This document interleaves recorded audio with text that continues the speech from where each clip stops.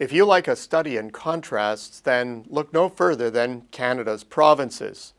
The outlook for export performance this year could hardly be more disparate, making my current coast-to-coast forecast tour quite a challenge. It's obvious from these interactions with exporters that Canada's conditions mirror those in the rest of the world.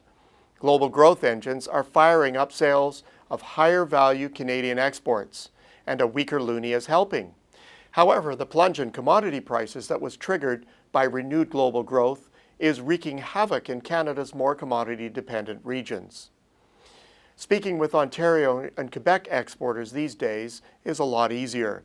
Rewind back a couple of years and these were a gloomy bunch, uncertain of U.S. demand and fearing a parity-plus currency. Now, tales of double-digit expansions, improved profitability, and looming or existing capacity constraints are commonplace. Ontario's auto industry is enjoying booming U.S. sales and expects to see two-digit growth this year industry-wide. The aerospace sector, prominent in Quebec, but with significant activity in several other provinces, will outpace the auto sector this year. Top that off with double digits in consumer goods, largely pharmaceuticals and smaller household goods, and things are looking quite upbeat for central Canada.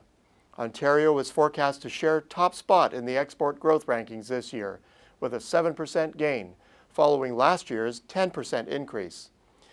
Quebec will see a more restrained 5% export expansion, held in check by softer industrial goods and the mining sector. Swing over to the Atlantic provinces, and there are good news stories to tell. Prince Edward Island, all alone in top spot last year, will share that limelight in 2016 as it sustains strong sales of aerospace, agri-food, and machinery products. While it will fall in the rankings next year, growth will be just a shade lower than this year's 7% jump. Nova Scotia won't be far behind.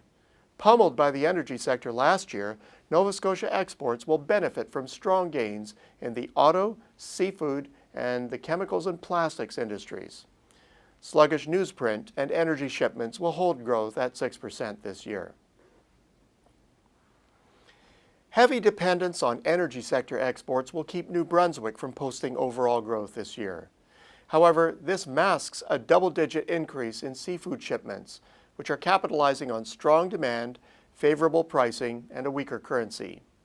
Forestry products will also see solid export growth, as will shipments of fertilizer. A rebound in the energy sector will lift overall exports up 9% next year, following this year's 6% drop. Similarly, Newfoundland and Labrador will be weighed down in 2016 by lower energy prices. Growth in other sectors will be modest, although there is upside potential in seafood exports. Higher oil prices will turn the province from worst to first in 2017, with overall growth of 18% in the forecast. Turning west, the Alberta story is much the same. The oil patch is in for a double-digit drubbing this year that will do the same to the bottom line, where a 10% decline is forecast. Weakness is almost entirely due to world pricing. The interruption of production due to the fires in Fort McMurray will weaken second quarter output, but this is expected to be restored in the second half of the year. Unfortunately, Alberta's other industries are not either large or fast-growing enough to compensate.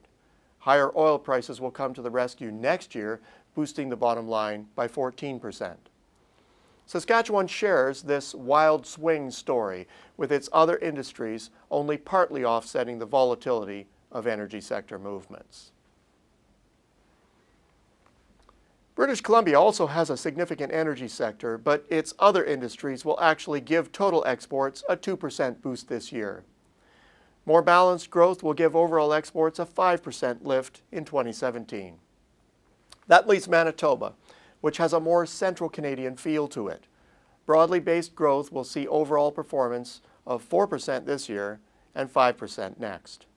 The bottom line, global growth is playing favorites this year. Provinces selling higher-end products will prosper, while resource producers are generally soft. Next year will sort things out, sorta. Until next week, I'm Peter Hall.